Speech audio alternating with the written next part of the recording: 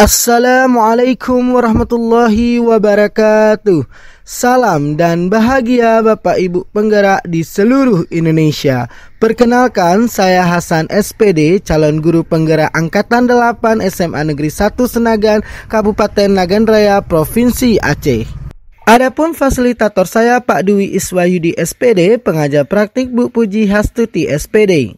Saya akan mempresentasikan aksi nyata modul 1.4 budaya positif dengan melakukan desiminasi atau sosialisasi kepada seluruh warga sekolah di SMA Negeri 1 Senagan dengan judul penerapan budaya positif. Hal yang mendasari saya dalam membuat aksi nyata ini yaitu saya ingin menerapkan budaya positif di sekolah untuk mewujudkan peserta didik SMA Negeri 1 Senagan yang berkarakter profil pelajar Pancasila. Tujuannya menumbuhkan budaya positif di sekolah, menumbuhkan motivasi intrinsik pada murid. Dengan tolak ukur, peserta didik dapat membuat keyakinan kelas. Peserta didik mampu menerapkan keyakinan kelas yang sudah disepakati bersama.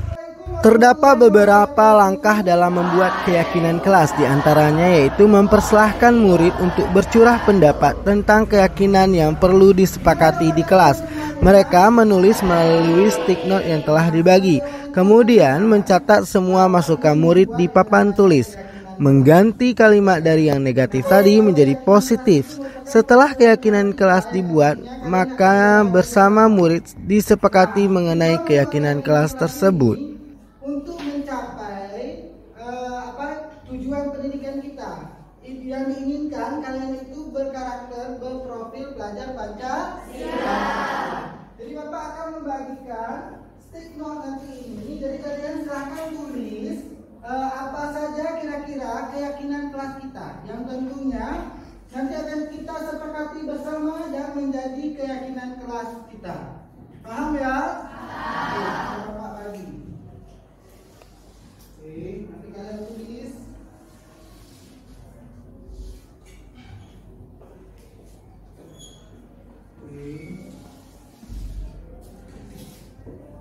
Tulis ya. Kalian tulisnya itu lihat yang kalian tulis itu yang bukan bagian gelangnya ya, belakang yang di depannya, yang lain itu di belakang. Maka nanti tempel, ini ada warna-warni.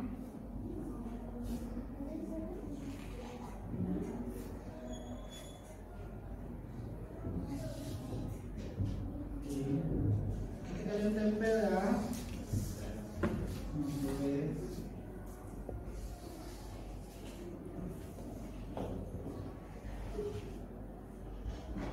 Ini bagi ke kawan dulu.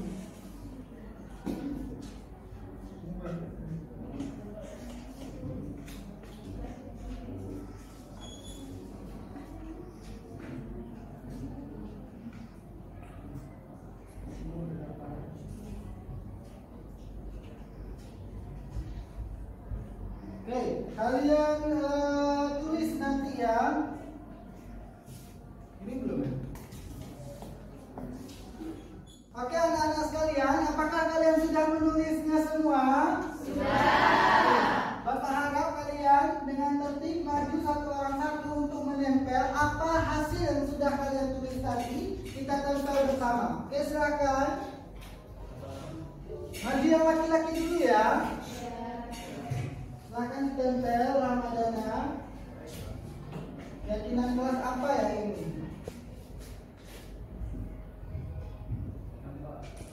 Oke, sama ada daripada ilmu boleh terserah sih. Oke, maju terus ya, maju terus. Oke, ada di sini apa? Kesabaran. Oke, maju aja. Kemudian kepedulian, makan.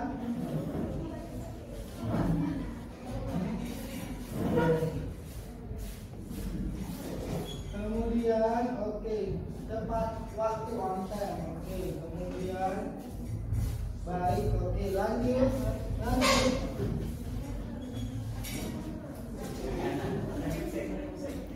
Ada kedisiplinan.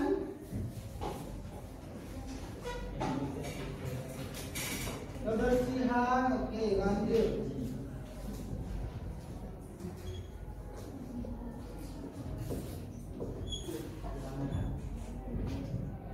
Boleh kepedulian. Nanti kita kesepakatan bersama nanti ya. Lanjut nak.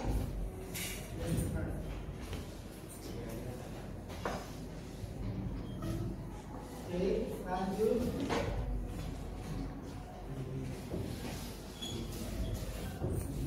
Oke, lanjut.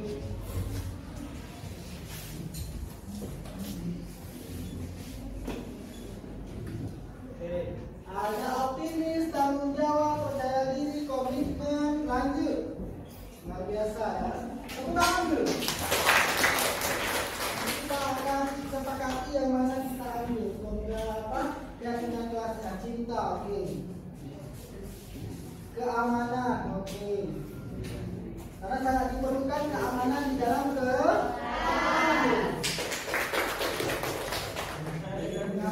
Oke, lanjut. Nah, ini bangun terus. Bangun aja. Oke.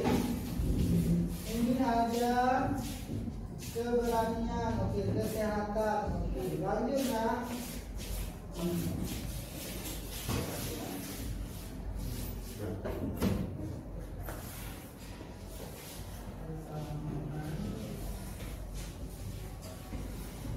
Kemudian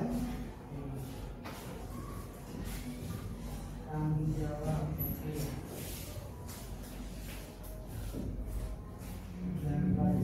Tepuk tangan dulu. Nanti ini akan kita pilih yang mana menjadi keyakinan kelas kita. Kita ada yang double seperti kedisiplinan, kepedulian, double. Jadi kita kesepakati dulu untuk keyakinan kelas kita yang mana seperti itu. Paham? Terima kasih semuanya. Tepuk tangan dulu. Assalamualaikum warahmatullahi wabarakatuh. Nama saya Gaisa Zaira Sofia dari kelas 11 Kesehatan 1. Saya merasa bangga dan senang sekali atas keyakinan kelas yang dibuat oleh Pak Hasan. Jadi kami bisa memberikan pendapat kami tentang keyakinan kelas kami. Sekian, terima kasih. Assalamualaikum warahmatullahi wabarakatuh. Assalamualaikum warahmatullahi wabarakatuh. Puji syukur kita ucapkan kepada Allah Subhanahu wa taala yang telah memberikan kita kesehatan sehingga dapat berkumpul di ruangan ini. Selanjutnya salawat dan salam kepada Nabi besar Muhammad sallallahu alaihi wasallam yang telah membawa kita dari alam jahiliyah ke alam Islamiyah. Yang saya hormati kepala sekolah, calon guru penggerak angkatan 8 Kabupaten Nagan Raya. Kita berkumpul di sini semuanya dalam rangka aksi nyata modul 1.4 implementasi budaya positif di SMA Negeri 1 Senagan. Baiklah, untuk mengawali acara kita yaitu dengan membacakan pembacaan Al-Quran yang akan dibacakan oleh Muhammad Yusuf.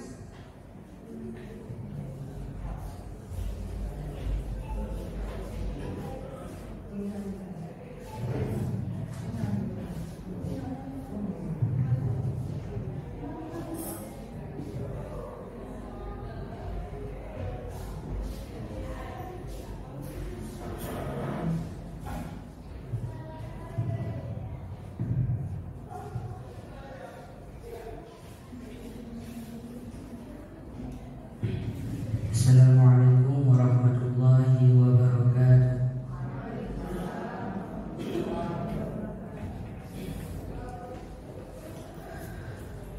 A'udzu billahi minasy syaithanir rajim.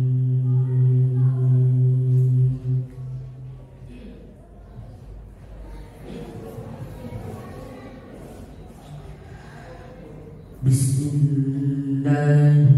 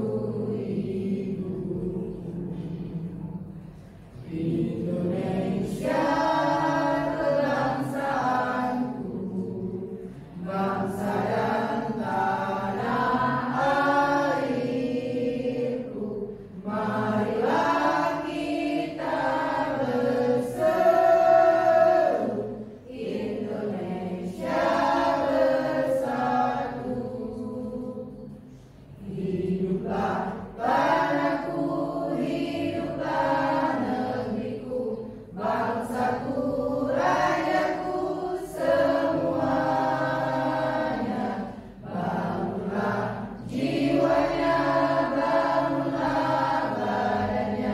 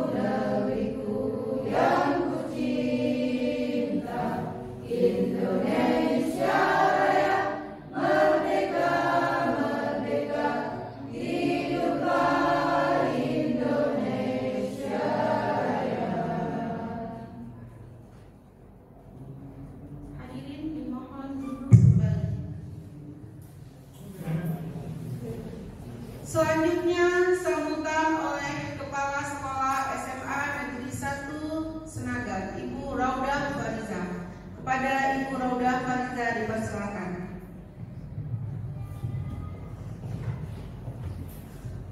Bismillahirrahmanirrahim. Assalamualaikum warahmatullahi wabarakatuh.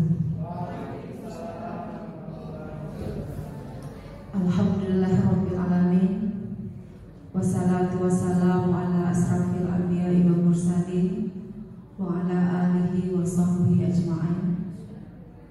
Pertama-tama puji syukur kita panjatkan kehadiran Allah Subhanahu wa taala sehingga kita masih bisa berhadir di dalam ruangan ini untuk menyaksikan CGP dari SMA Negeri 1 Senagan Angkatan ke-8 Kabupaten Nagan Raya untuk mempresentasikan tentang modul 1.4 penerapan budaya positif di sekolah.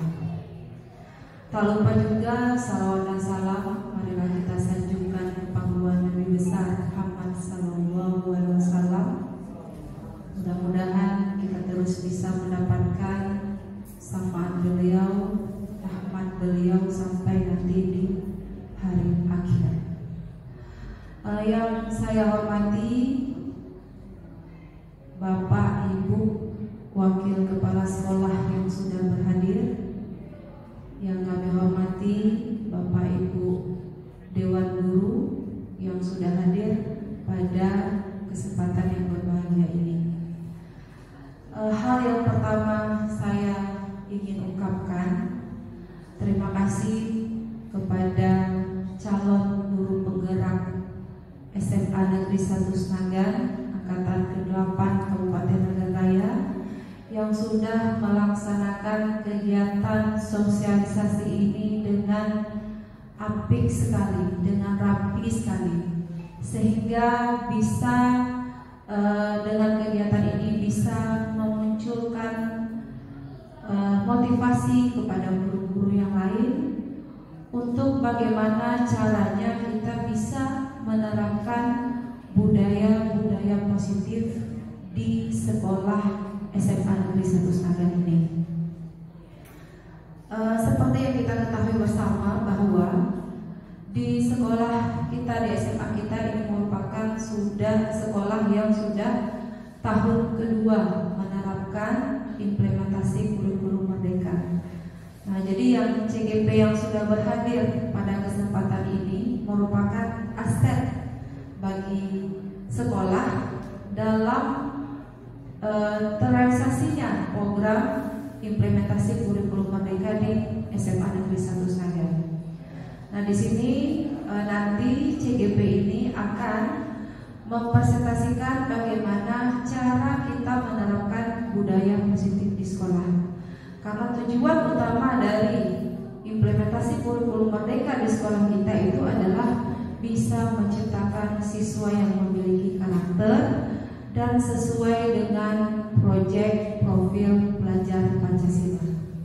Karena di implementasi kurikulum merdeka tujuannya adalah di samping siswa itu bisa berkarakter, kemudian mencerminkan profil pelajar Pancasila. Nah, di mana nanti pada waktu dipresentasikan yang budaya positif itu merupakan salah satu program yang akan kita laksanakan di sekolah kita bersama, sehingga visi misi dan dari sekolah kita itu bisa terrealisasi, bisa tercapai dengan semaksimal mungkin. Nah, kemudian Bapak Ibu, nanti marilah kita dengarkan bersama-sama. Kemudian alhamdulillah program dari budaya positif ini yang akan disampaikan oleh CGP nanti itu akan kita terapkan di sekolah kita. Jadi mohon kerjasamanya Bapak Ibu.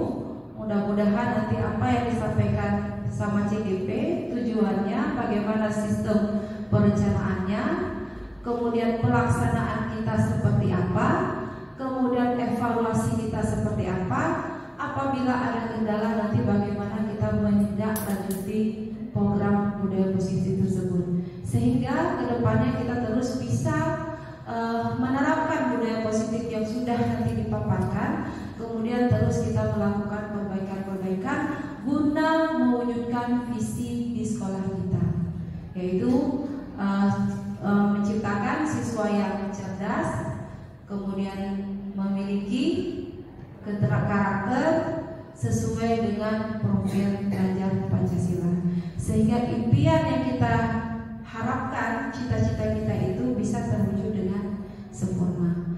Jadi saya mengajak selaku kepala sekolah, mengajak Bapak Ibu agar nanti kita bisa sama-sama memperhatikan budaya positif yang disampaikan oleh CDP kita, kemudian kita rencanakan seperti apa pelaksanaan di sekolah, kemudian kita laksanakan secara bersama.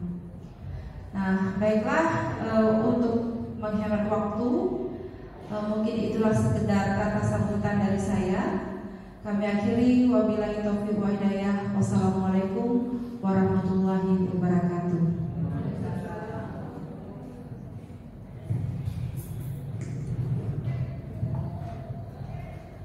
Selanjutnya pembacaan doa yang akan dibacakan oleh M. Yusuf.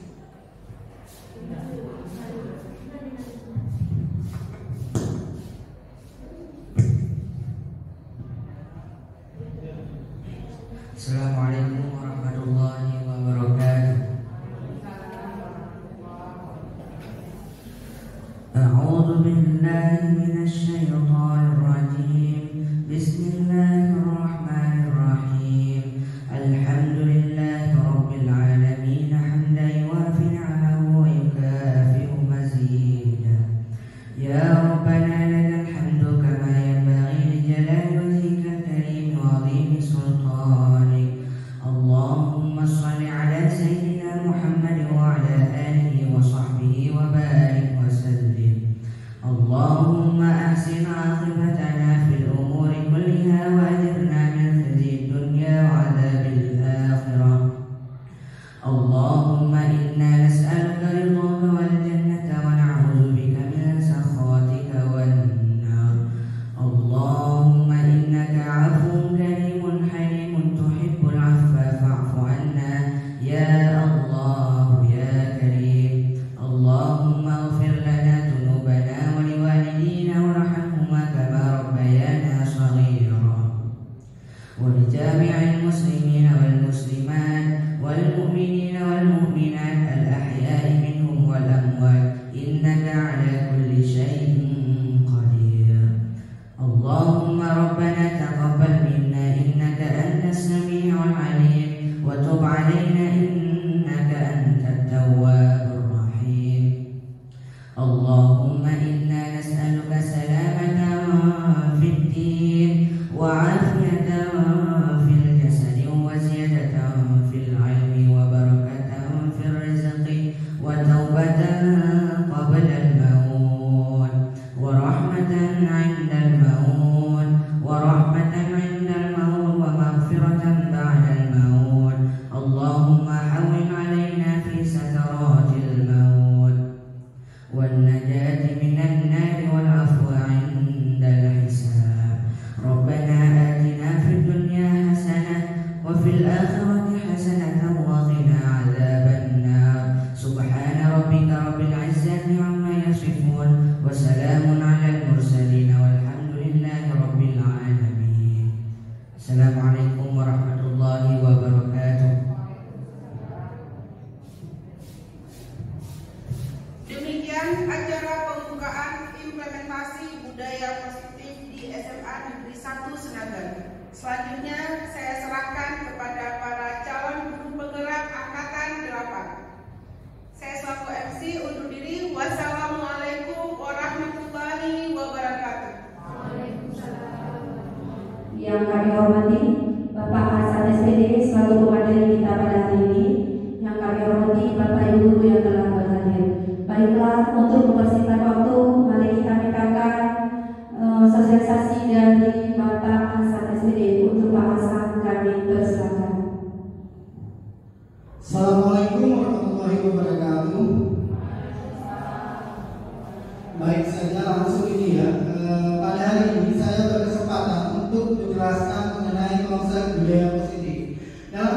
budaya positif di sini saya sudah membuat dalam beberapa poin yang akan saya jelaskan. Yang pertama yaitu tentang perubahan paradigma belajar, disiplin positif, motivasi perilaku manusia, kebutuhan dasar manusia, posisi kontrol restitusi, keyakinan kelas, dan segitiga restitusi.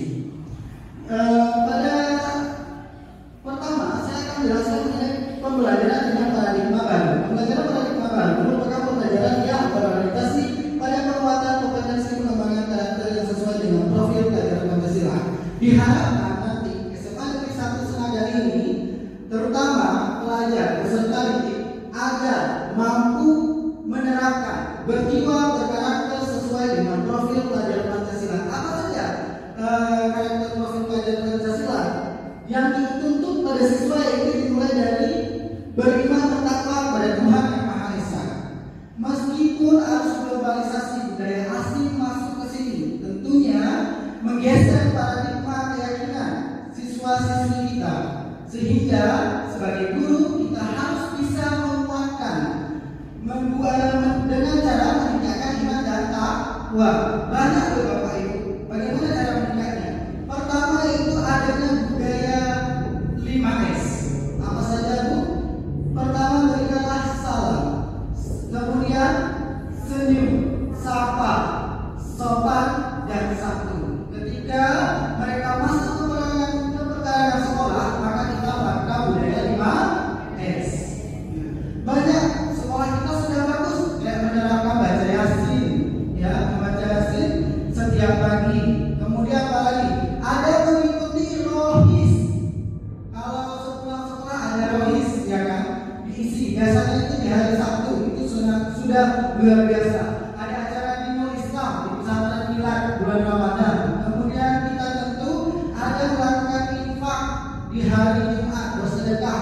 Itu sangat luar biasa sudah dilakukan oleh SMA Negeri 1 Senagan untuk meningkatkan iman dan takwa. Kemudian ada juga infak untuk kurban. Kemudian banyak hal lainnya, memperingati hari Nabi besar dengan berzikir dan sebagainya. Kemudian yang kedua yaitu berkebinekaan global. Berkebinekaan global, kita di sini merupakan Indonesia ini negara majemuk, terdiri dari berbagai suku, bahasa, budaya dan sebagainya. Ketika masuk ke sekolah kita, maka mereka itu harus istilahnya berjiwa Indonesia, Nusantara. Istilahnya mereka tidak membedakan satu sama lain, tidak mendiskriminasikan antara suku Jawa, suku Aceh dan sebagainya, tidak. Ini yang dituntut yaitu berkebinekaan global.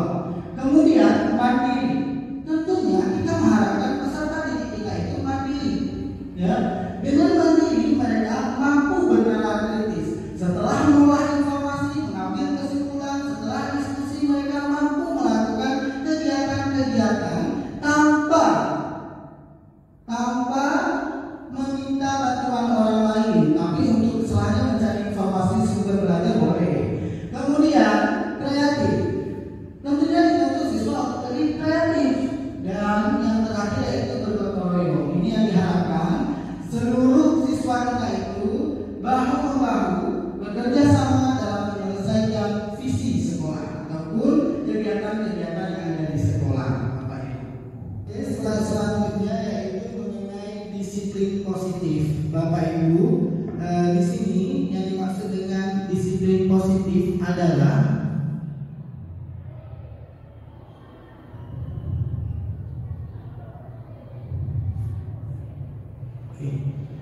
sama-sama.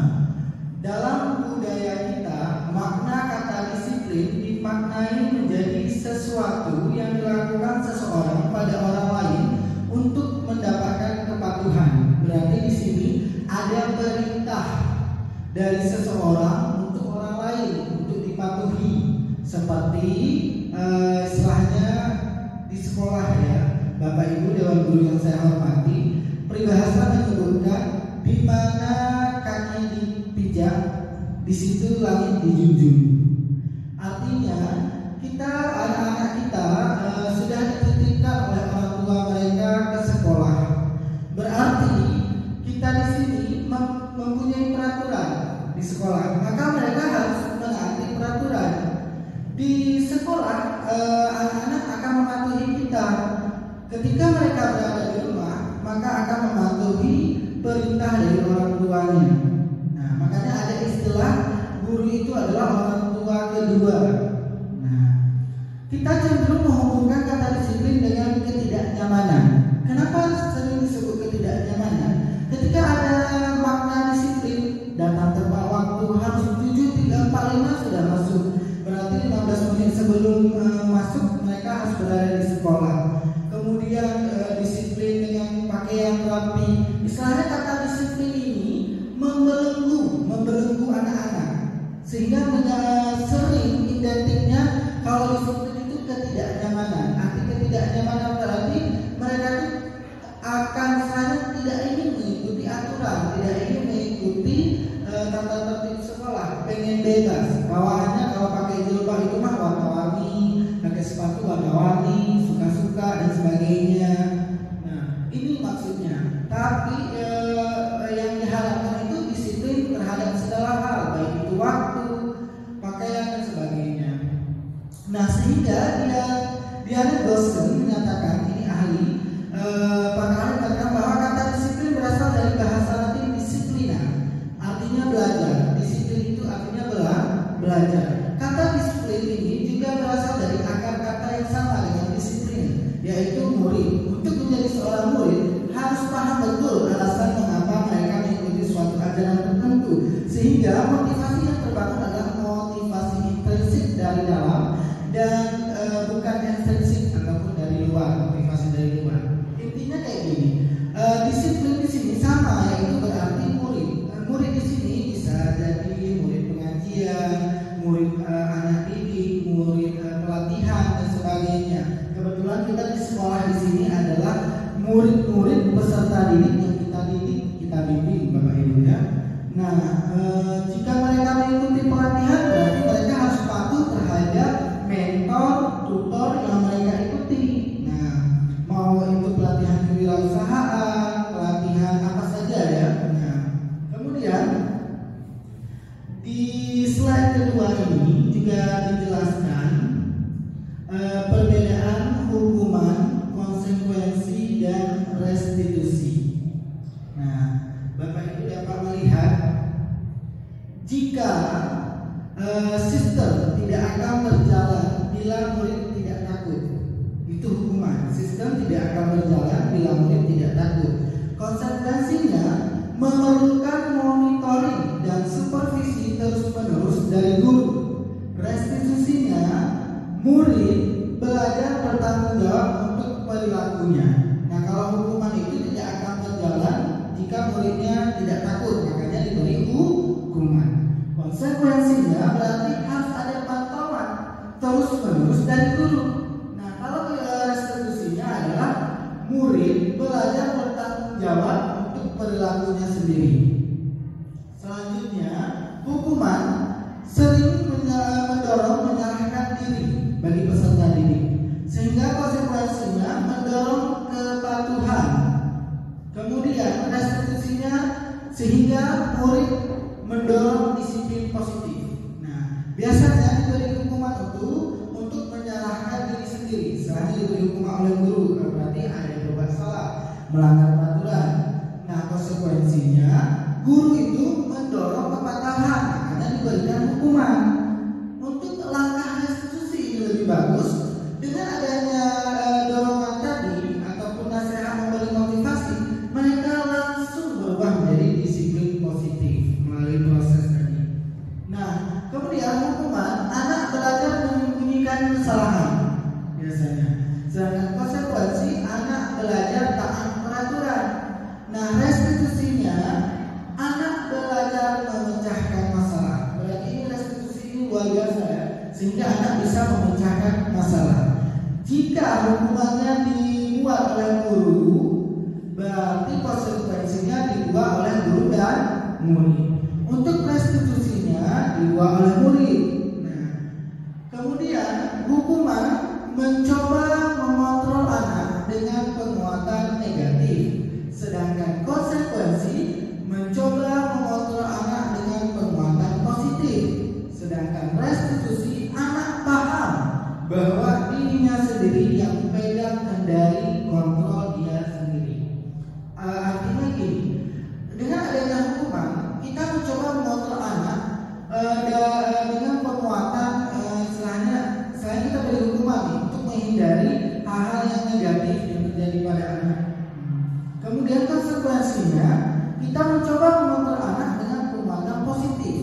Kalau yang hukuman tadi kan memberikan penguatan yang negatif, baik hukuman itu terkadang gini, baru juga anak-anak telat 2 menit atau 1 menit jam pelajaran masuk, misalnya 7.45 mereka lewatnya 7.47 gitu ya. Maka kita berikan telat, kita langsung memarahi anak, kamu jongkok push up, ataupun kamu pilih sampah, ataupun kamu coba deh bersih WC dan sebagainya. Inilah yang dikatakan penguatan negatif Bapak Ibu.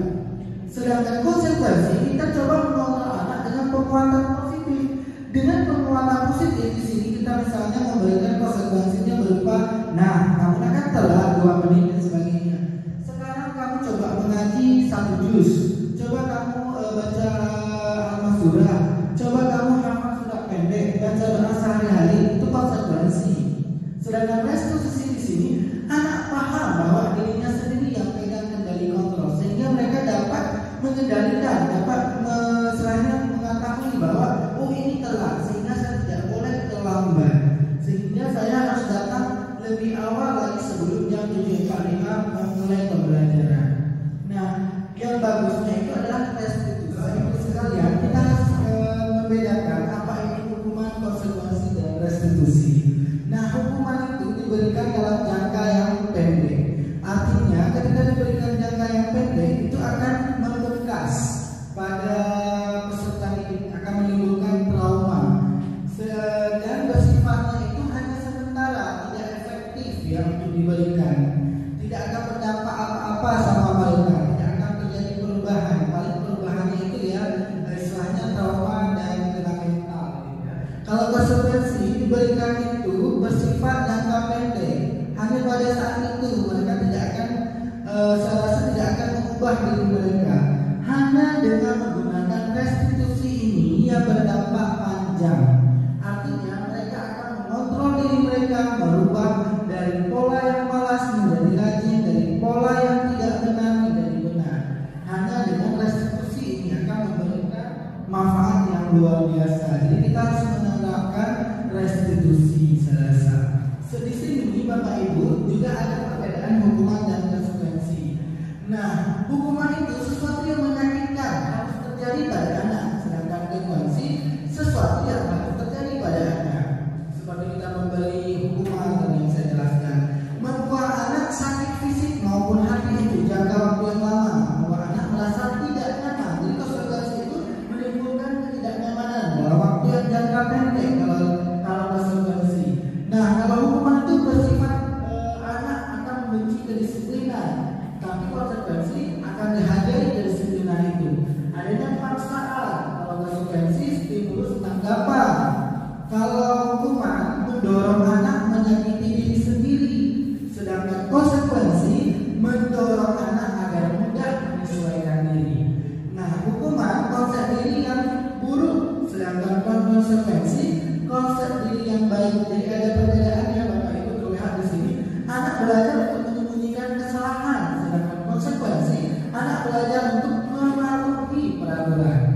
Kalau hukuman pasti akan menimbulkan rasa marah, rasa bersalah, dipermalukan, merasa tak dihargai, sedangkan konsekuensi akan menimbulkan kehilangan hak, merasa dibuat tidak nyaman, diasingkan sementara, seolah-olah kita tidak dibedakan. Nah, itu perbedaannya ya Bapak Ibu.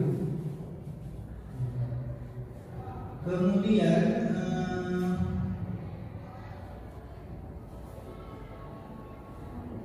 yang sebenarnya ini sudah saya jelaskan ya, kayak misalnya sesuatu yang menyakitkan harus terjadi, kalau konsekuensi sesuatu harus terjadi. Restitusi itu pilihan untuk Bapak Ibu.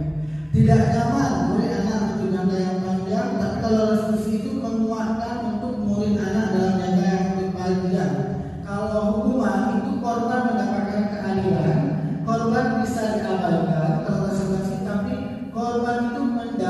ganti. Nah, kalau murid anak akan tersakiti diberi hukuman, kalau konsekuensi anak dibuat tidak nyaman. Tapi kalau restitusi anak mendapatkan penguatan motivasi dari bapak ibu. Jadi saya sarankan memang untuk pilih restitusi. Kalau restitusi berarti murid belajar bertanggung jawab untuk perilakunya. Kalau kita beri hukuman, si anak itu sistemnya tidak akan berjalan. Apa istilahnya? Akan berjalan bila murid tidak takut. Ya, kalau takut ya pasti mereka akan istilahnya mengikuti aturan.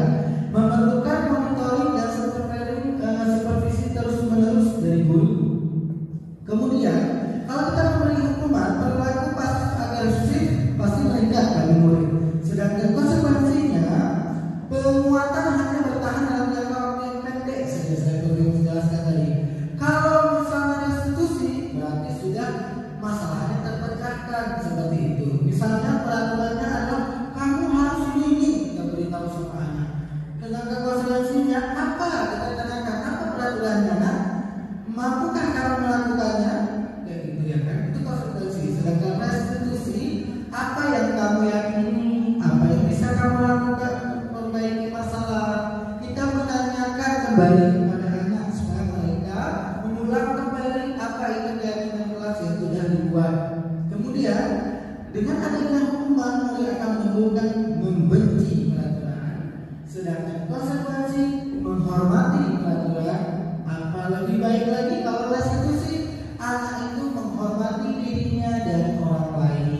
Itu ya Bapak Ibu sekalian. Kita lanjut ke slide selanjutnya. Ini sudah saya jelaskan. Kemudian dihukum oleh penghargaan. Itu maksudnya ini motivasi perilaku manusia, Bapak Ibu. Menurut Ian Johnson menyatakan ada 3 motivasi perilaku manusia. Yang pertama, ini yang paling rendah, yang paling rendah untuk menghindari ketidaknyamanan. Sering perilaku manusia itu untuk menghindari ketidaknyamanan atau hukuman. Contoh, saya harus datang cepat-cepat jam 7.45, berarti sebelum jam 7.45 saya harus hadir untuk menghindari hukuman dari kepala sekolah. Nanti gajinya saya dipotong dan sebagainya. Begitu juga dengan anak-anak. Mereka hadir ke sekolah untuk menghindari hukuman. Nanti guru olahraganya guru pikir akan istilahnya memotong rambut ataupun istilahnya apa ya, membersihkan WC, membersihkan sampah dan sebagainya, jongkok, push up. Kalau mereka terlambat mengikuti upacara atau datang ke sekolah, inilah yang paling rendah Bapak Ibu. Kemudian perilaku manusia yang kedua yaitu untuk mendapatkan imbalan ataupun penghargaan dari orang lain. Contoh ya Bapak Ibu yang sering kita lakukan. Saya ini harus rajin, harus apa lagi ya, harus giat. Untuk apa? Saya selalu order masuk ke kelas supaya saya dapat imbalan ataupun penghargaan, menjadi guru favorit, menjadi guru terbaik, guru teladan, guru termotivasi, inspirasi, guru istilahnya dengan kinerja terbaik seperti itu. Itu hal-hal yang harus dihindari. Tapi alangkah lebih baiknya jika kita menjadi orang yang mereka inginkan, baik murid, atasan kita, orang dinas dan sebagainya, dan menghargai diri sendiri, menghargai diri kita sendiri dengan nilai-nilai yang mereka percaya. Ini yang lebih bagus Bapak Ibu untuk kita terapkan ya. Teori yang ketiga itu untuk menjadi orang yang mereka inginkan. Yang diinginkan yang seperti apa? Yang tanpa harus dimarahi oleh kepala sekolah, orang dinas. Tapi kita memang menghargai diri kita sendiri. Kita tahu akan aturan bahwa guru datang 30 menit atau 15 menit sebelum jam pembelajaran dimulai. Guru membuat RPP, itu mah kewajiban. Kemudian guru harus bersikap sopan, santun, tidak mengedepankan emosi dan selalu mementingkan kepentingan umum dibanding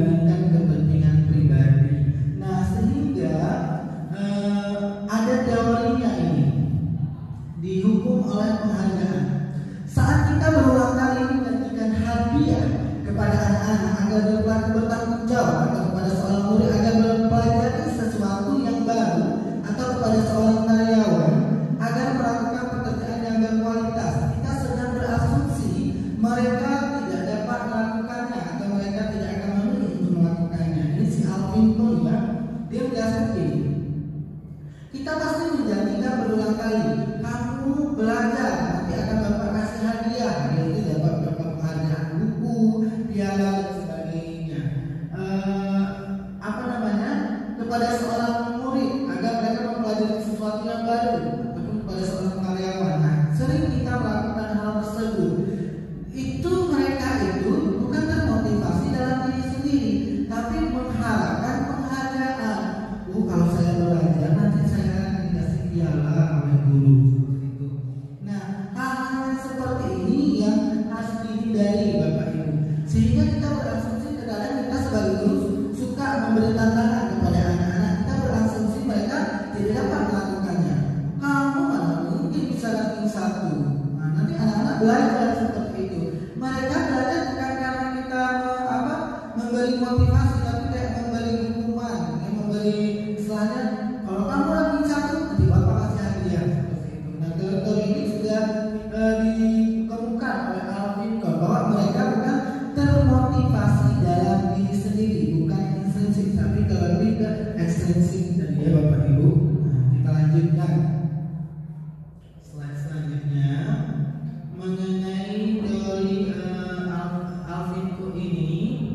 Jadi Alvin Cook ini pernah melakukan wawancara ASCB Annual Conference tahun 1995 di bulan Maret, mengungkap baik penghargaan maupun hukuman ada cara-cara mengontrol perilaku seseorang yang menghancurkan potensi untuk pembelajaran yang sesungguhnya.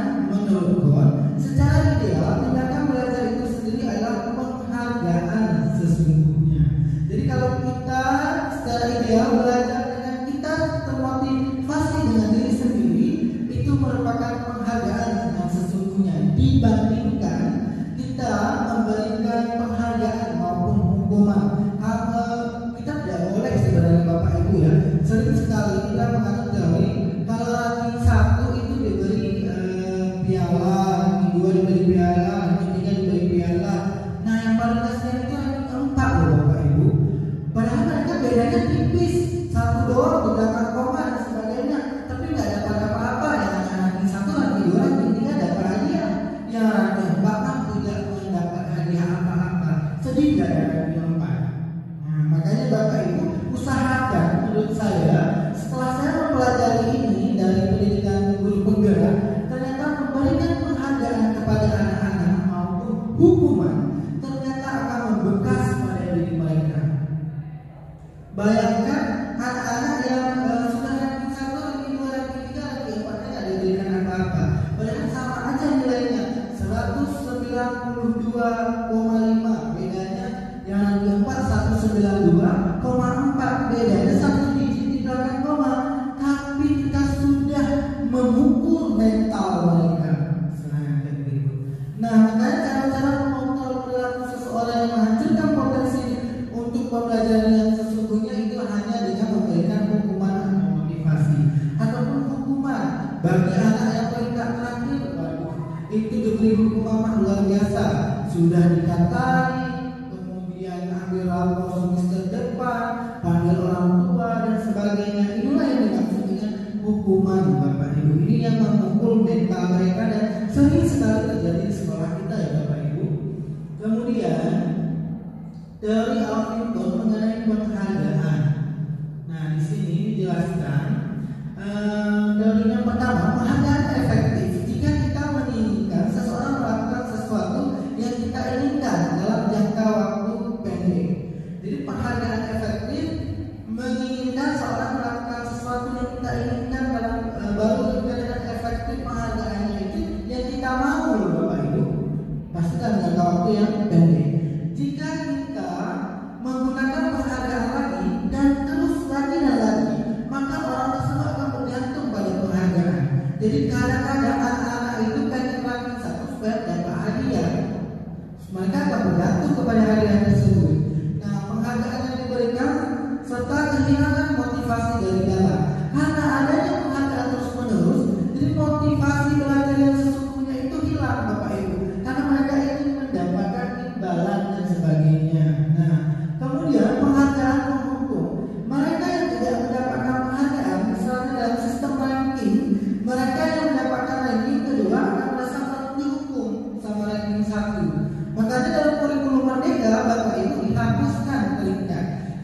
menghargai ke anak-anak yang sebenarnya mereka ketika 36 peserta didik kita itu sudah bersusah payah mereka untuk belajar, hanya saja mereka kalah cepat, kalah saing, sehingga seolah-olah ranking keempat itu kayak memberi hukuman yang luar biasa, karena ranking 1 sampai 3 biasanya dapat penghargaan.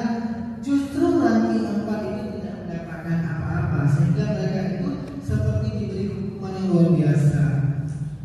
Mentalnya lebih mental ya. Memberikan penghargaan dan rumah adalah hal yang sama di sini. Karena keduanya mencoba mengendalikan perilaku seseorang. Karena memberikan penghargaan dan hukuman adalah hal yang sama. Karena keduanya mencoba mengendalikan perilaku seseorang. Jadi kita dapat mengendalikan perilaku seseorang itu melalui imbalan ataupun penghargaan ataupun hukuman. Nah, di sini kita mempelajari yang namanya kebutuhan dasar manusia. Nah, kebutuhan dasar manusia di sini ada oke, Bapak Ibu.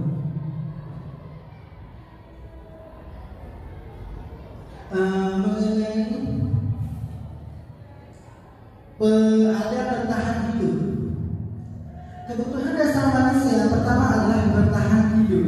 Bertahan hidup di sini mereka akan melakukan apa saja seperti belajar, bekerja dan sebagainya untuk bisa bertahan hidup. Kemudian peserta didik kita juga seperti itu. Mereka akan terus belajar, berusaha untuk mereka dapat bertahan hidup ya, dari kelas SMP masuk SMA, masuk kuliah dan selanjutnya. Kemudian mereka ingin memperoleh kekuasaan. Yang namanya manusia, kebutuhan manusia itu pengen sekali dapat kekuasaan. Seperti kita saat ini Bapak Ibu menjadi kepala sekolah yang memiliki wewenang mutlak untuk mendorong kita, memberi motivasi, memberi penghargaan ataupun hukuman seperti itu. Begitu juga dengan anak-anak, mereka ingin berkuasa. Kalau di dalam kelas itu ada yang namanya orang paling disegani, paling angker ya, paling ditakuti ya Bapak Ibu ya, gitu ya. Mereka pasti peserta didik itu ingin memiliki penguasaan yang tinggi di dalam kelas gitu. Tentunya peserta didik memperoleh kasih sayang dan rasa diterima. Yang namanya manusia itu pengen dicintai, punya kasih sayang dan sebagainya, dan ingin diakui dan diterima. Kalau saya belajar di SMA Negeri 1 Senayan, kalau saya bisa diterima bahwa saya bisa belajar di SMA 1 Senayan.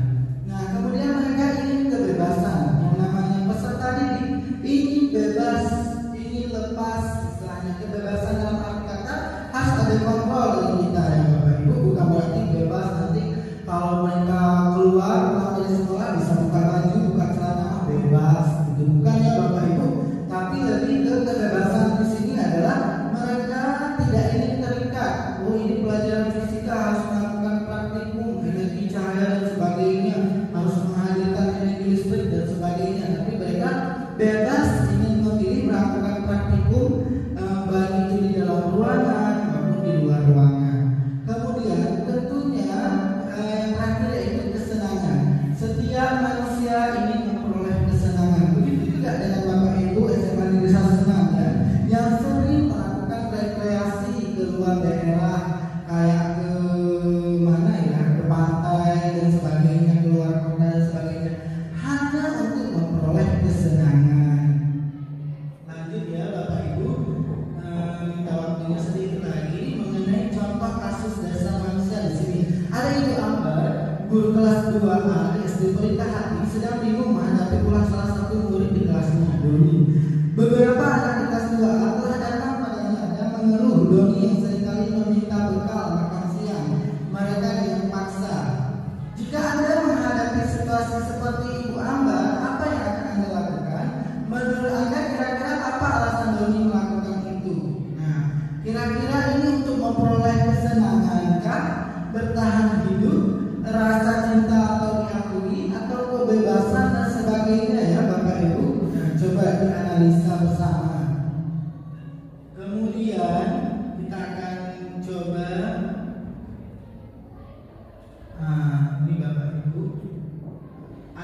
kedua lagi. Dinda, seorang anak kelas 3 SD, begitu tiba di rumah, sepulang dari sekolah menangis dan mengadu pada ibunya bahwa dia benci pada ikuran gurunya. Menurut Anda, keputusan apa yang berusaha dipilih oleh Dinda? Jika jawabannya seperti ini, bila Anda berada dalam posisi Ibu Rani dan mendengar informasi dari ibunya Dinda tentang perasaan Dinda hari ini, apa yang akan Anda lakukan pada Dinda besok ketika Dinda masuk sekolah agar kebutuhan Dinda terpenuhi? Ini lebih ke kasih sayang mungkin ya Bapak Ibu, memenuhi agar bisa diterima dan sebagainya. Nah, kita akan tes Bapak Ibu sekalian. Di sini ada kasus ibu guru bilang, ini kasusnya. Jawaban tadi yaitu jawaban Dinda adalah kebutuhan ya, kebutuhan bertahan hidup berarti ya. Kemudian ibu guru bilang, aku tidak boleh bersenandung sewaktu mengerjakan tugas. Katanya kelas harus tenang, tidak ada suara. Kan nggak seru jadinya. Kira-kira itu kebutuhan apa ya Bapak Ibu? Itu adalah kesenangan, pengen kesenangan. Kemudian ibu guru tidak menyapaku hari ini, padahal aku pakai jepit rambut yang baru gitu. Berarti murid itu pengen kebutuhan kasih sayang dan rasa diterima. Biasanya kayak gini, lah itu kok pakai jepit rambut yang baru ya nak gitu. Berarti murid itu menginginkan kasih sayang dari kita dan rasa diterima, diakui, kayak gitu, dipuji dan sebagainya. Kemudian aku bosan, masa belajarnya cuma gitu-gitu aja dengan ibu guru saja. Berarti dia membutuhkan kebebasan ya. Kemudian aku sebel, gambarku tidak rapi, malah ibu guru menunjukin ke teman-temanku di depan kelas. Berarti dia ingin penguasaan. Kemudian yang terakhir itu semuanya tadi saya sudah menjelaskan ya, apa itu konsekuensi dan hukuman. Sekarang kita akan coba tes ya. Misalnya guru menyuruh anak murid untuk mencatat 100 kali di dalam buku dengan kalimat, saya tidak akan terlambat lagi karena terlambat ke sekolah ini. Apakah itu konsekuensi atau hukuman? Oke, kita lihat jawabannya ya. Kemudian lari mengelilingi lapangan basket 5 kali karena terlambat hadir ke sekolah. Apakah konsekuensi atau hukuman? Oke, kita pada pintar semua ya, boleh semakin besar semangat. Tepuk tangan dulu. Biasa. Kemudian membersihkan coretan yang dibuatnya di meja tulis. Kira-kira apa? Konsekuensi. Oke. Murid diminta untuk push up ya 15 kali karena tidak menggunakan masker ke sekolah. Hukuman atau konsekuensi? Hukuman. Luar biasa, teman-teman dulu. Oke, selanjutnya menggantikan kertas tugas teman yang telah dicoret-coret. Apakah konsekuensi atau hukuman? Konsekuensi. Ternyata Bapak Ibu SMA Negeri 1 Senagan sudah bisa ya membedakan mana hukuman dan konsekuensi. Oke. Kemudian berjemur di lapangan basket pukul siang ya, pukul 12 WIB siang ya, karena mau ngobrol dengan teman. Kira-kira guru itu memberi hukuman atau konsekuensi? Hukuman. Iya. Teman-teman lagi. Wah, luar biasa ya. Nggak sia-sia saya menanamkan budaya positif di SMA Negeri 1 Senagan. Ternyata guru SMA Negeri 1 Senagan hebat-hebat, luar biasa. Makanya ada tagline sekolah prestasi beriman sekolah cemerlang. Memang SMA Negeri 1 Senagan luar biasa. Tepuk tangan lagi. Oke. Soal selanjutnya, murid diminta bertelanjang kaki sepanjang hari karena tidak menggunakan sepatu warna hitam sesuai peraturan sekolah. Kira-kira hukuman atau konsekuensi? Oke, kita akan lihat jawabannya ya.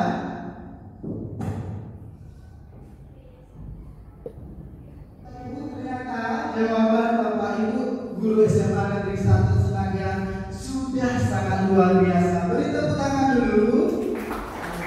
Jawaban yang pertama itu ya jelaslah. Jika mencatat 100 kali di dalam buku kalimat saya tidak akan terlambat, itu konsekuensi. Kemudian lari mengelilingi lapangan basket 2 kali karena terlambat ke sekolah, itu disebut hukuman. Jadi Bapak Ibu dapat melihat di sini sudah tahu perbedaan konsekuensi dan hukuman. Baik Bapak Ibu, tadi kan saya sudah menjelaskan apa itu paradigma perubahan. Nah, perubahan paradigma di sini misalnya seperti kegiatan kepala tangan. Ada A dan B. Anda dan teman Anda sobeklah secari kertas kecil. Tuliskan benda atau sesuatu yang sangat berharga untuk Anda. Misalnya suami, istri, atau mobil ya Bapak Ibu ya, sesuatu berharga. Letakkan di salah satu tangan Anda dan genggam benda sesuatu yang sudah Bapak Ibu tulis tadi dengan segala daya. Buatlah sebuah kempalan seperti ini ya Bapak Ibu. Teman B Anda akan coba dengan sekuat tenaga dengan berbagai cara untuk meminta Anda memberikan benda tersebut. Nah, si B ini bisa membujuk, mengancam, menghardik, merayu, menyuap, apa saja agar dapat membuka kepala tangan Anda. Ini adalah istilahnya analogikanya ya Bapak Ibu. Nah, perubahan paradigma teori kontrol, ilusi kontrol mengontrol uri. Ilusi bahwa kritik dan membuat orang merasa bersalah dapat menguatkan karakter. Ilusi bahwa semua penguatan positif, efektif, dan bermanfaat. Ilusi bahwa orang dewasa memiliki hak untuk memaksa. Bapak Ibu, tadi sudah saya jelaskan, sekarang lanjut ke nilai-nilai kebajikan universal. Nah, nilai-nilai kebajikan adalah sifat-sifat positif manusia yang merupakan tujuan mulia yang ingin dicapai setiap individu. Nah, nilai-nilai tersebut bersifat universal dan lintas bahasa, suku, bangsa, agama maupun latar belakang. Setiap perilaku perbuatan memiliki suatu tujuan. Hal ini diungkapkan oleh teori kontrol dari Dr. William Glasser. Kemudian, dengan mengaitkan nilai-nilai kebajikan yang diyakini seseorang, maka motivasi intrinsiknya akan terbangun. Sehingga menggerakkan motivasi dari dalam untuk dapat mencapai tujuan mulia yang diinginkan. Ini dia konsep ya teorinya. Nah, nilai-nilai kebajikan tadi ya Bapak Ibu yang ingin dicapai oleh setiap anak Indonesia, kita kenal dengan yang namanya profil pelajar Pancasila. Tadi sudah saya jelaskan mengenai profil pelajar Pancasila, yaitu beriman, bertakwa kepada Tuhan Yang Maha Esa, berakhlak mulia, mandiri, bernalar kritis, berkebinekaan global, dan bertutorial serta kreatif ya Bapak Ibu. Nah, pendalaman kajian kelas kita dapat membuat tabel P dan Y. Misalnya hormat, kami meyakini bahwa sangat penting untuk menghormati semua orang dan barang milik orang lain. Bekerja, kami meyakini bahwa sangat penting untuk mengerjakan segala pekerjaan atau mengikuti kegiatan yang telah ditugaskan. Diterima atau dimiliki, kami meyakini bahwa sangat penting untuk merasa diterima pada suatu kelompok dan saling peduli satu dengan yang lain. Nah, Bapak Ibu, di sini saya akan membacakan tabel hormat tadi, ya. Tampak seperti dan tidak tampak seperti. Misal gini, untuk hormat, datang tepat waktu, tidak tampak berarti kan muridnya sering terlambat. Kalau tampaknya menyapa teman dan guru setiap hari, kan nampak pada peserta didik. Tidak tampaknya berarti ada murid yang tak acuh kepada teman maupun cuek kepada guru. Ini yang Bapak Ibu bisa kerjakan. Kemudian mengembalikan barang-barang yang telah dipinjam dan mengucapkan terima kasih. Itu yang nampak kan yang baik-baiknya. Yang tak baiknya nampak apa? Muridnya sering tidak mengembalikan barang yang telah dipinjam dan meletakkan sembarangan. Udah pinjam buku di pustaka, no, di rak sana, ujung sana dibalikin. Yang itu yang sering tidak tampak ya. Nah, bekerja tampak seperti tekun bekerja dan menyimak guru, tidak tampak seperti tidak mendengarkan guru dan acuh tak acuh. Kemudian menyerahkan tugas tepat waktu, kalau tampak, kalau tidak tampak tugas tidak diberikan. Nah, Bapak Ibu. Selanjutnya peraturan kelas. Inilah Bapak Ibu yang kita ingin buat keyakinan kelas. Peraturan kelas merubah menjadi keyakinan kelas. Peraturan kelas selalu kembalikan buku ke tempatnya. Berarti nilai keyakinan yang diyakini siswa yaitu tanggung jawab dan tertinggi. Kemudian dilarang mengganggu orang lain. Berarti keyakinan yang harus ditanamkan kepada anak-anak saling menghormati, saling menyayangi ya Bapak Ibu sekalian. Peraturan yang dibuat di sekolah adalah anak-anak peserta didik harus hadir di sekolah 15 menit sebelum pembelajaran dimulai. Berarti keyakinan kelas yaitu supaya mereka berkomitmen dan menghormati tata tertib sekolah. Selanjutnya, peraturan dilarang melakukan tindakan kekerasan. Berarti keyakinan kelasnya yaitu keselamatan, menghargai dan menyayangi. Nah, misalnya anak-anak dilarang menggunakan narkoba. Saya rasa seluruh sekolah di Indonesia itu sudah pasti larangan tersebut. Jika kedapatan, siswa tersebut menerima konsekuensi yang paling besar, dipindahkan sekolah atau direhab, dilaporkan polisi dan diambil tindakan yang luar biasa. Hal ini keyakinan kelasnya demi keselamatan dan demi kesehatan. Kemudian peraturannya bergantian atau menunggu giliran ya Bapak Ibu yang sering kita hadapi anak-anak itu, mereka itu harus bergantian pakaian setelah jam pelajaran olahraga dan mereka harus menunggu giliran, budaya antri. Berarti di sini keyakinan kelasnya mereka harus sabar, menghormati orang lain dan menghargai orang lain. Bapak Ibu, peraturannya kita sering selama pandemi ini kemarin menggunakan masker. Berarti nilai keyakinan kelas yang kita ajarkan yaitu demi keselamatan mereka, demi kesehatan mereka. Nah, peraturan sekolah kelas mereka adalah jangan berlari. Biasa itu jam mahasiswa kalau nggak ada guru maupun jam istirahat ya Bapak Ibu. Itu mereka sering berlari di kelas atau koridor. Berarti kita menanamkan keyakinan kelas, keselamatan, keamanan dan menghargai teman yang lain berada di kelas. Kira-kira Bapak Ibu sudah mengerti? Mengerti ya Bapak Ibu? Kita lanjutkan yang lainnya. Baik Bapak Ibu. Selanjutnya mengenai peraturan dan keyakinan kelas. Nah, di sini ada pernyataan untuk peraturannya yaitu siswa selalu mengembalikan buku ke tempatnya, mengembalikan buku ke posisi apakah ada ke meja dan sebagainya. Nah, di sini keyakinan kelas yang mereka harus tahu yaitu mengenai tanggung jawab mereka tertib dalam mengembalikan buku. Keyakinan kelas apa?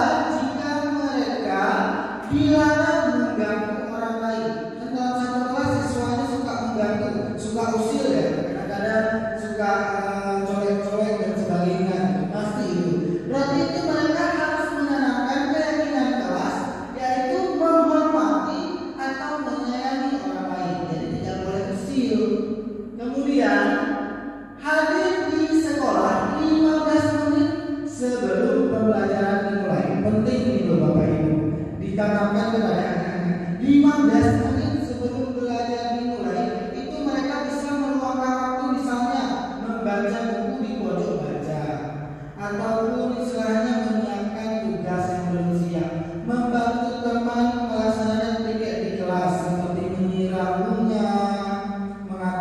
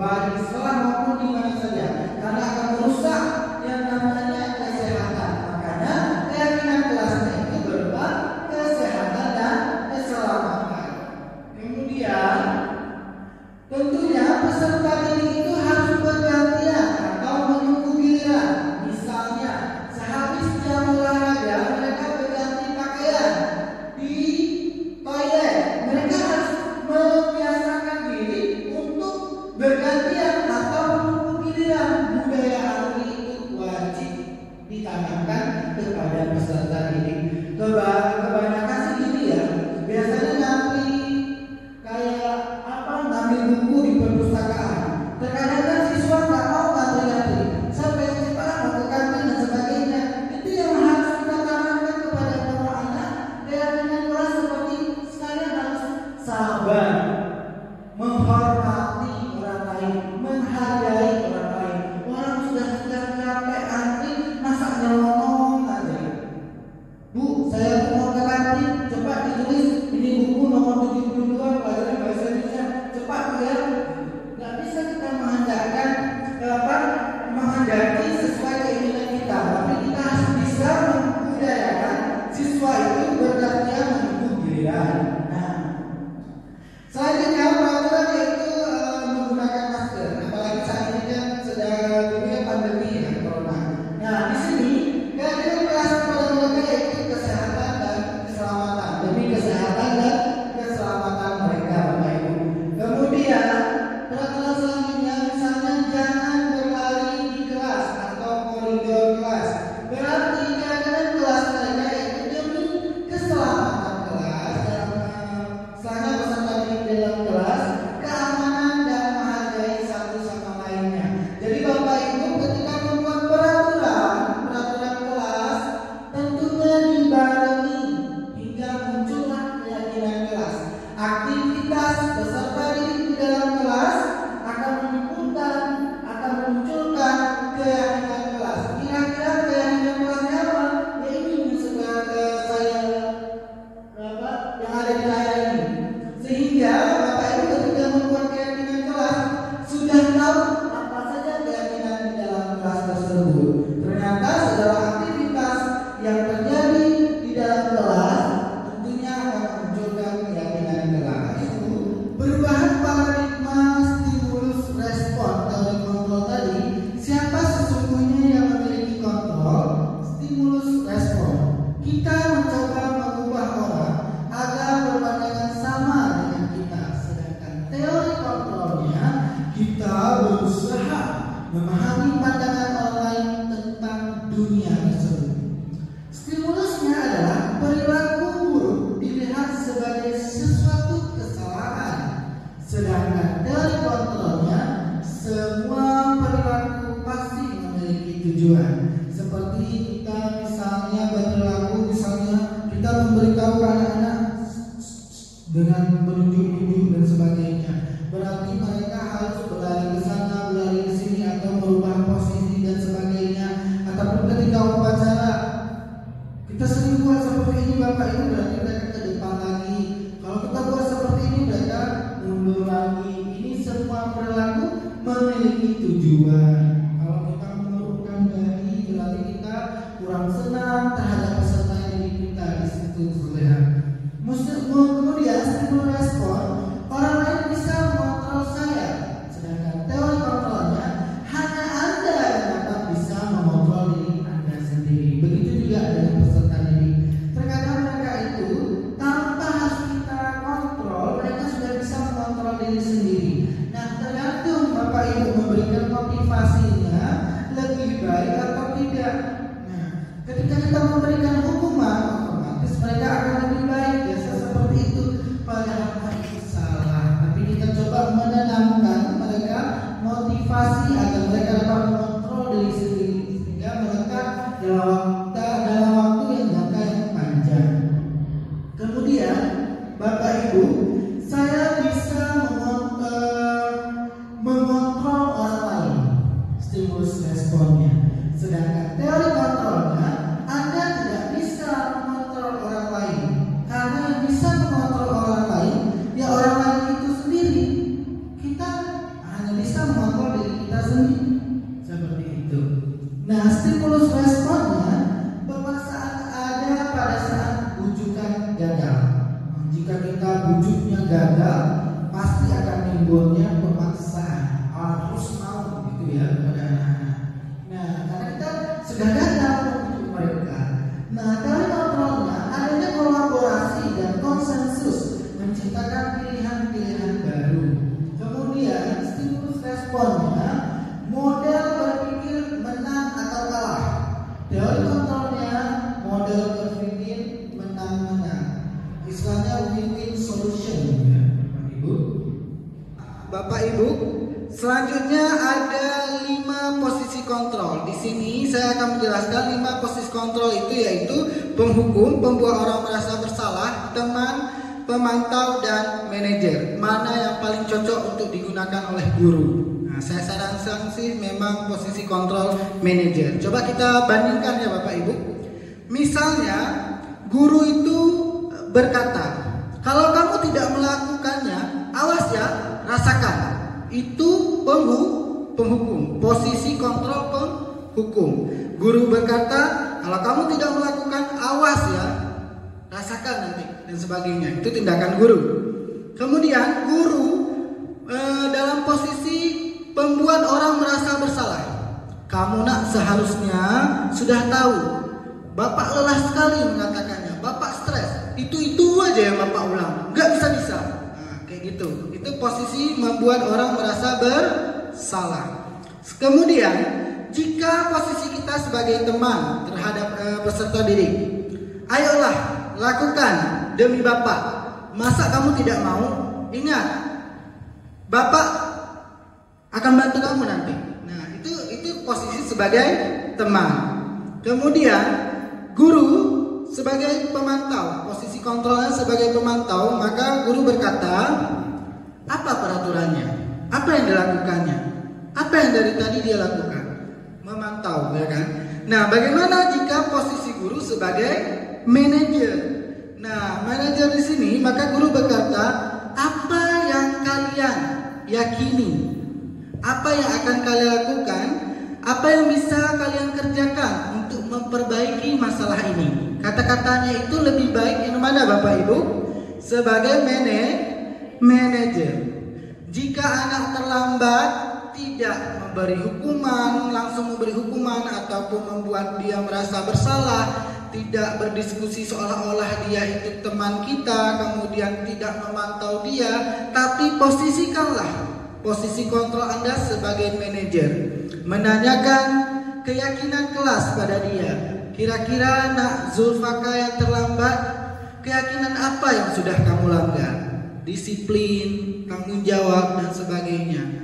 Kemudian memvalidasi tindakan, penyebab dia, kira-kira kenapa bisa terlambat dan sebagainya. Kemudian menstabilkan identitas, seperti memberitahu setiap insan di dunia ini yang dilahirkan pasti pernah berbuat salah, termasuk juga Bapak. Dulu juga Bapak sering kok terlambat, tapi Bapak memotivasi diri Bapak, jika saya lebih cepat ke sekolah, guru tidak capek memarahi saya, tidak ada sikap-sikap yang tidak diinginkan dan sebagainya. Toh saya mendapat ilmu yang lebih baik. Itu maksudnya. Terima kasih Bapak Ibu yang sudah menjelaskan penjelasan saya tadi. Apakah dari penjelasan tadi ada pertanyaan? Oh, ada. Silakan Ibu Dwi.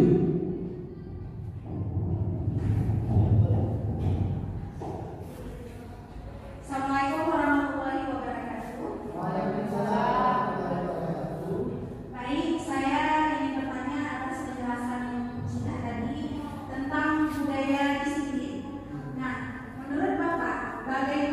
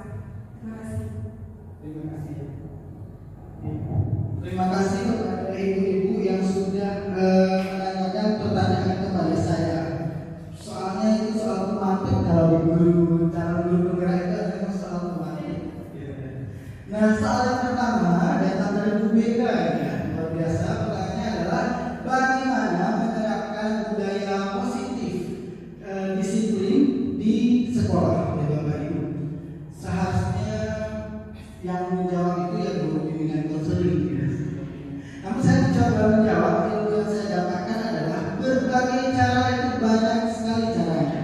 Yang pertama, saya sudah diajarkan materi yaitu mengenai penerapan segitiga restitusi. Nah, seperti yang saya sudah jelaskan tadi, segitiga restitusi ini ada 3 poin yang harus dilakukan, yaitu yang pertama menstabilkan identitas, kemudian memvalidasi tindakan yang salah, dan yang terakhir adalah yang tadi yang saya sampaikan. Intinya gini, ketika siswa terlambat, misalkan yang Zulfaqar terlambat ke sekolah, kita tidak boleh tidak langsung memberikan hukuman, tapi kita bagaimana bisa menjawab pertanyaan-pertanyaan. Misalnya, Zulfaqar kenapa terlambat? Kenapa saya telat bangun? Kenapa bisa terlambat bangun? Main game, Pak, main HP. Nah, ini yang salah nih. Kalau manusia tidur lebih dari tidak tidur selama 8 jam dalam periode kurun waktu 24 jam, maka akan merusak kesehatan. Jika merusak kesehatan, maka siswa akan kena penyakit 5S, letih, lesu, lemas dan sebagainya. Akhirnya puyeng, pening, nggak bisa ngikutin pembelajaran di kelas. Nah, ketika penyakit 5S tadi mengganggu kesehatan, kita tanyakan lagi. Nah, bagaimana ke depan Zulfaqar itu tidak terlambat? Kita buat perjanjian dengan dia. Zulfaqar harus berjanji nanti minta bantu sama orang tua untuk membangunkan di pagi hari di subuh. Jangan lupa salat subuh gitu. Kemudian disuruh setel alarm, itu manfaat dari HP, bukan main HP.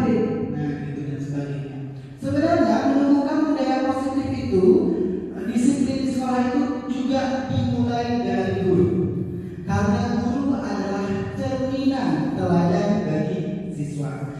Jika gurunya selalu disiplin ke sekolah, maka anaknya juga disiplin. Makanya di sini anak-anak itu dibudayakan disiplin. Jika datang terlambat ke sekolah, mereka betul-betul malu karena orang lain tidak pernah terlambat. Inilah kondisi yang harus diciptakan oleh guru SMA Negeri 1 Sengada, adalah menciptakan budaya positif disiplin, menciptakan budaya malu pada siswa. Malu datang terlambat, malu tidak piket di kelas. Hanya kita satu orang yang tidak piket, yang lainnya mah piket. Malu atau tidak? Malu. Orang semua 745 sudah baca Yasin, belajar. Toh saya sendiri yang datang, berdiri di pagar. Malu atau tidak? Malu. Menciptakan budaya positif itu sangat penting ditanamkan kepada siswa. Oke, semoga bisa menjawab ya. Saya mohon maaf atas kekurangan. Selanjutnya pertanyaan kedua, yaitu bagaimana selama ini guru memberikan penghargaan kepada siswa. Reward, orang dia prestasi dia bagus, ranking 1 dapat hadiah, juara 1 tarik tambah dapat hadiah, datang terlambat juga diberi hukuman. Nah, dalam kurikulum Merdeka memberikan penghargaan ataupun hukuman, sebenarnya itu hal yang harus dihindari oleh guru, karena akan menimbulkan yang namanya kecemburuan sosial, akan terjadi diskriminasi antara dua siswa. Misalnya gini, si A diberi penghargaan karena dia berhasil mengerjakan tugas. Si B belum berhasil mengerjakan tugas dikarenakan kondisi orang tuanya yang sakit dan sebagainya. Apakah menurut Bapak Ibu etis jika kita seorang guru memberikan hadiah berupa tadi makanan atau dan sebagainya, sedangkan yang anak tadi alasan orang tuanya lagi sakit, dia harus menemani orang tuanya berobat dan sebagainya, sehingga dia tidak mengerjakan tugas, maka kita memberi hukuman, kita jemur, kita suruh push up dan sebagainya. Baik atau tidak Bapak Ibu? Tidak ya, saya rasa sudah menjawab ya. Tidak baik hal itu dilakukan. Nanti akan mengubah istilahnya paradigma siswa terhadap guru saat ini. ternyata guru saya itu sering membanding-bandingkan. Lebih parahnya lagi, membandingkannya itu dengan memberikan hukuman dan penghargaan. Saya rasa seperti itu. Oke, baik. Pertanyaannya, kalimatnya biasanya, saya kecewa sekali dengan kamu, berarti membuat merasa bersalah. Kamu tidak pernah bisa melakukannya, berarti kita menghukum ya. Ayolah lakukan demi saya ya, berarti itu menunjukkan teman ya Bapak Ibu. Bagaimana kamu bisa menyelesaikan masalah ini, berarti itu manajer. Ini yang bagus ya Bapak Ibu. Kamu selalu yang pulang terakhir, berarti itu penghukum ya. Kemudian kamu tidak akan mendapatkan bintang bila tidak menyelesaikan tugas ini, berarti kita sebagai pemantau. Kemudian berapa kali sih saya sudah mengatakan kepada kamu, itu membuat merasa bersalah bagi anak-anak. Kemudian ingat, bukannya apa yang telah saya lakukan untuk kamu itu dianggap teman kepada anak murid. Kamu tidak akan pernah berhasil dalam kehidupan ini. Itu kita menjadikan posisi kita memberi penghukum kepada anak-anak. Kemudian yang paling bagus ini, apa sih rencana untuk menyelesaikan masalah ini? Itu posisi kita sebagai manajer. Selanjutnya keyakinan kelas. Keyakinan kelas di sini membutuhkan keyakinan kelas berupa pernyataan-pernyataan universal. Pernyataan keyakinan kelas senantiasa dibuat dalam bentuk positif. Keyakinan kelas hendaknya tidak terlalu banyak sehingga mudah diingat dan dipahami semua kelas. Keyakinan kelas sebaiknya sesuatu yang dapat diterapkan di lingkungan tersebut. Semua warga kelas hendaknya ikut berkontribusi dalam pembuatan keyakinan kelas lewat kegiatan curah pendapat. Jadi Bapak Ibu sebagai wali kelas, biasanya awal pertemuan kita masuk ke kelas itu kita membuat keyakinan kelas. Keyakinan kelas itu berupa misalnya kayak keselamatan, ketertiban, kedisiplinan, kepedulian, kebersihan, kesabaran dan sebagainya.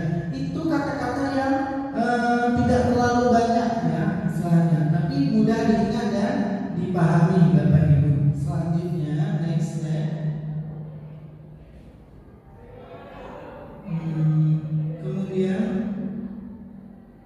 Kemudian restitusi. Di sini restitusi adalah proses menciptakan kondisi bagi murid untuk memperbaiki kesalahan mereka sehingga mereka bisa kembali pada kelompok mereka dengan karakter yang lebih kuat.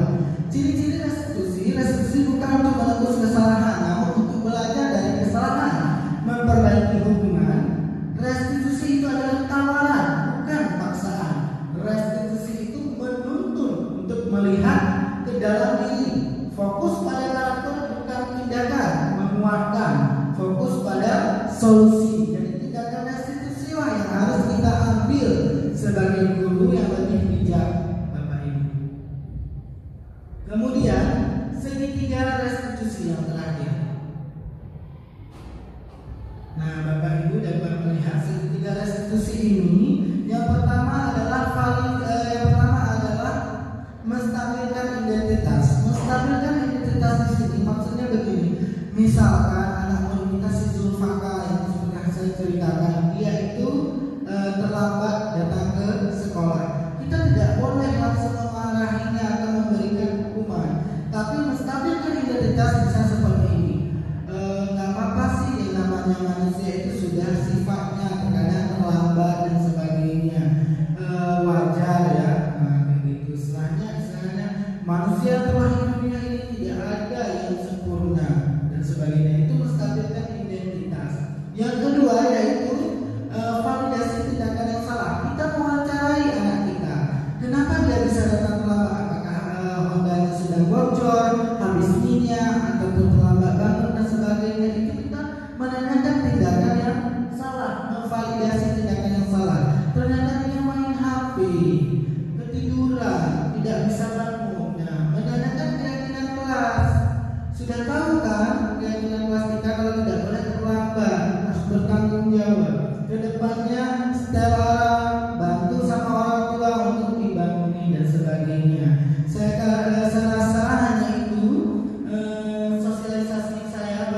ini